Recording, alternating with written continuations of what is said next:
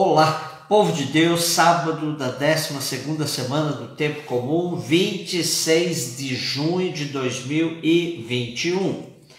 A nossa reflexão de hoje é a partir de Gênesis 18, de 1 a 15 e de Mateus 8, de 5 a 17.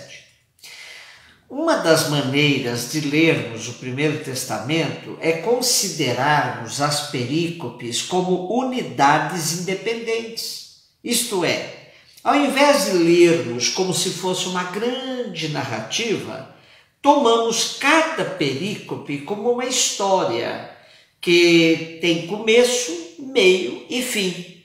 Isso é bom, pois leva em consideração o gênero literário das pequenas narrativas.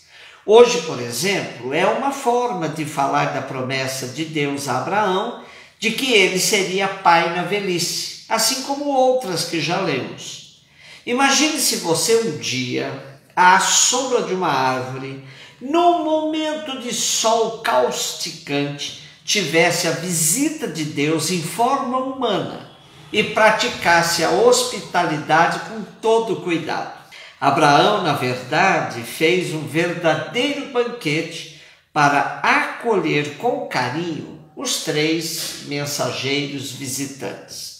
Ora, hospedar ou não a desconhecidos é sempre uma decisão não muito fácil de se tomar, pois era comum a ideia na antiguidade de que deuses circulavam pelo mundo em figura humana para pôr à prova a hospitalidade dos mortais e assim premiá-los ou castigá-los.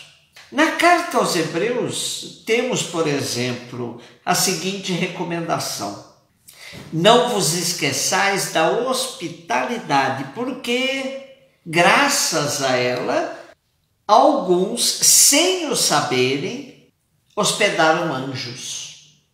Junto ao tema da hospitalidade, temos um outro tema também interessante hoje. É a questão do acolhimento de migrantes. No mundo onde cresce a xenofobia, a aversão aos migrantes, ler que Abraão, mesmo sem saber de quem se tratava, acolheu com toda a atenção aqueles 3 viajantes desconhecidos, torna-se o texto extremamente atual e sugestivo. A propósito desse tema da migração, assim se expressou, por exemplo, o Papa Francisco, na sua mais recente encíclica Fratelli Tutti. Compreendo que alguns tenham dúvidas e sintam medo à vista das pessoas migrantes. Compreendo como um aspecto de instinto natural de autodefesa.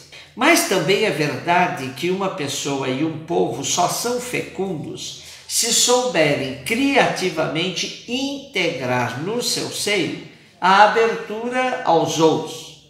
Convido a ultrapassar estas reações primárias, porque o problema surge quando estas dúvidas e este medo condicionam de tal forma o nosso modo de pensar e agir que nos tornam intolerantes, fechados, talvez até, sem disso nos apercebermos, racistas.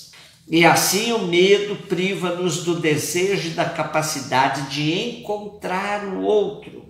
Abraão e Sara foram premiados pela prática da hospitalidade. São Mateus 8, de 5 a 17. Os capítulos 8 e 9 de Mateus apresentam Jesus em plena prática messiânica, provando por meio de gestos e atitudes tudo o que ensinou no Sermão da Montanha dos capítulos 5 a 7. Por onde passa, Jesus faz o bem, liberta as pessoas do mal e lhes dá uma oportunidade de vida nova. No episódio de hoje temos um oficial romano que acredita no poder de Jesus curar, mesmo à distância.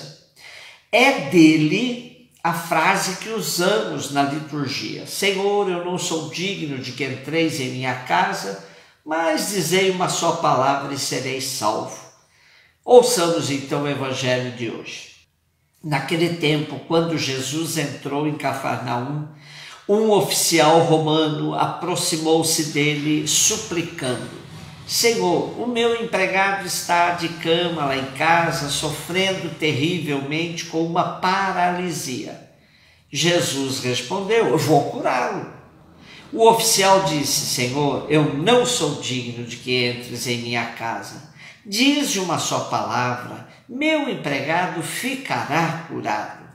Pois eu também sou subordinado e tenho soldados debaixo de minhas ordens. E eu digo a um vai, ele vai, e a outro vem, ele vem. E digo ao meu escravo, faze isto, ele faz.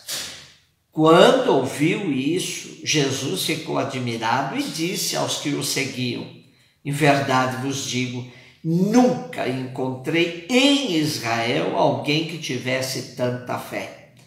Eu vos digo, muitos virão do Oriente e do Ocidente e se sentarão à mesa no reino dos céus, junto com Abraão, Isaque e Jacó, enquanto os herdeiros do reino serão jogados para fora nas trevas, onde haverá choro e ranger de dentes. Então Jesus disse ao oficial: vai, e seja feito como tu creste. E naquela mesma hora o empregado ficou curado. Entrando Jesus na casa de Pedro, viu a sogra dele deitada e com febre. Tocou-lhe a mão e a febre a deixou. Ela se levantou e pôs-se a servir. Quando caiu a tarde, levaram a Jesus muitas pessoas possuídas pelo demônio, enfermos. Ele expulsou os espíritos com sua palavra, curou todos os doentes, para que se cumprisse o que foi dito pelo profeta Isaías: ele tomou as nossas dores e carregou as nossas enfermidades. No episódio de Abraão, da primeira leitura, e os 3 homens misteriosos que simbolizavam o próprio Deus, vemos Abraão suplicar que eles aceitem sua hospitalidade e com imensa generosidade os acolhe. Já no Evangelho, o oficial romano não teve coragem de hospedar Jesus, dizendo que não era digno de recebê-lo em sua casa. Porém, os efeitos das visitas dos 3 homens e da não ida de Jesus à casa do oficial são semelhantes: promessas e bênçãos e cura.